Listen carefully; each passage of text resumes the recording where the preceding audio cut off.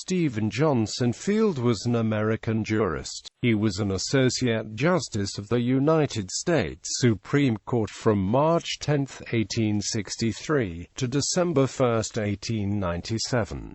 Prior to this, he was the 5th Chief Justice of California. Early life and education. Born in Haddam, Connecticut, he was the 6th of the 9 children of David Dudley Field I, a Congregationalist minister, and his wife Submit Dickinson.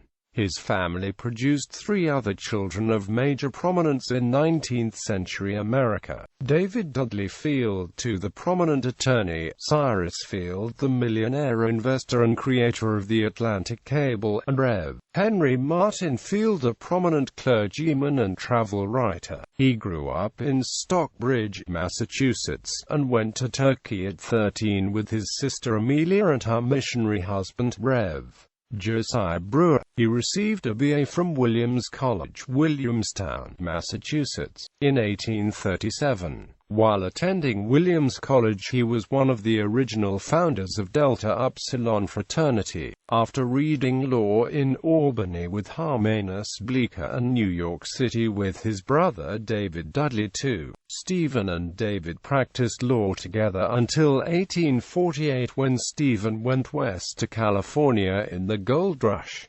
Career in California: politics and law. In California, Field's legal practice boomed and he was elected alcalde, a form of mayor and justice of the peace under the old Mexican rule of law of Marysville, because the Gold Rush city could not afford a jail, and it cost too much to transport prisoners to San Francisco. Field implemented the whipping post, believing that without such a brutal implement many in the rough-and-tumble city would be hanged for minor crimes. The voters sent him to the California State Assembly in 1850 to represent Yuba County, but he lost a race the next year for the state Senate. His successful legal practice led to his election to the California Supreme Court in 1857, serving 6 years. During his time on the Supreme Court of California, Field had a special coat made with pockets large enough to hold 2 pistols so that he could shoot at his various enemies through the pockets. In 1858 he was challenged to a duel by a fellow judge, but at the dueling ground, neither man fired his gun. In 1859 Field replaced the former Chief Justice of the California Supreme Court, David S. Terry, because Judge Terry killed a United States Senator from California in a duel and left the state. Oddly, Field and Terry's paths crossed again 30 years later when Field, acting in his capacity as a judge of the 9th Federal Circuit Court, ruled against Terry in a convoluted divorce case. Seeking revenge, Terry attempted to kill Field in 1889 near Stockton, California, but was instead shot dead by Justice Field's bodyguard, U.S. Marshal David Neagle.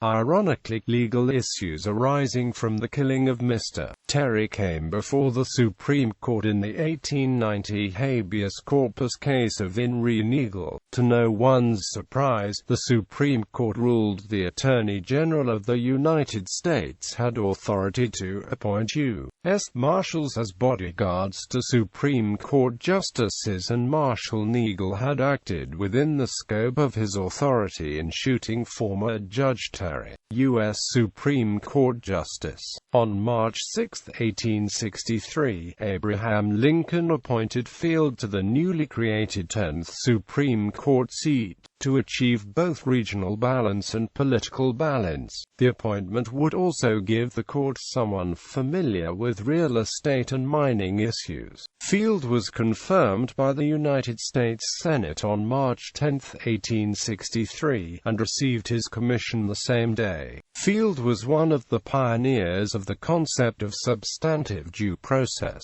the notion that the due process protected by the 14th Amendment applied not merely merely to procedures but to the substance of laws as well. Field's vocal advocacy of substantive due process was illustrated in his dissents to the slaughterhouse cases and Munn v. Illinois. In the slaughterhouse cases, Justice Field's dissent focused on the privileges or immunities clause, not their due process clause. In both Munn v. Illinois and Mugler v. Kansas, J. Field based his dissent on the protection of property interests by the due process clause. Perhaps his most famous opinion was the majority opinion in Pennoyer v. Neff, an 8-1 decision which set the standard on personal jurisdiction for the next 100 years. His views on due process were eventually adopted by the court's majority after he left the Supreme Court. In other cases he helped end the income tax, limited antitrust law, and limited the power of the Interstate Commerce Commission. On racial issues, Justice Field is regarded to have had a generally poor record. He dissented in the landmark case Strawder v. West Virginia, where the majority opinion held that the exclusion of African Americans from juries violated the 14th Amendment's Equal Protection Clause. He also joined the infamous case Plessy v. Ferguson that upheld racial segregation. Early in his career, Field wrote opinions against California's laws discriminating against the Chinese immigrants to that state. Serving as an individual jurist in district court, he notably struck down the so-called Pigtail Ordinance in 1879, which was regarded as discriminating against Chinese, making him unpopular with the Californian public. However, as a member of the U.S. Supreme Court, he penned opinions infused with racist anti-Chinese American rhetoric, most notably in his majority opinion in the Chinese exclusion case, Che Chanping v. United States, 130 U.S. 581, and in his dissent in Chu Heng v. United States, 112 U.S. 536. Field insisted on breaking John Marshall's record of 34 years on the court, even though he was not able to handle the workload. His colleagues asked him to resign due to his being intermittently senile, but he refused, staying on until 1897. He lived only 2 years more, dying in Washington, D.C., and was buried there in the Rock Creek Cemetery. Justice Field's aspirations to become Chief Justice went unfulfilled, as he had made many enemies both political and personal. He is the second longest-serving Associate Justice.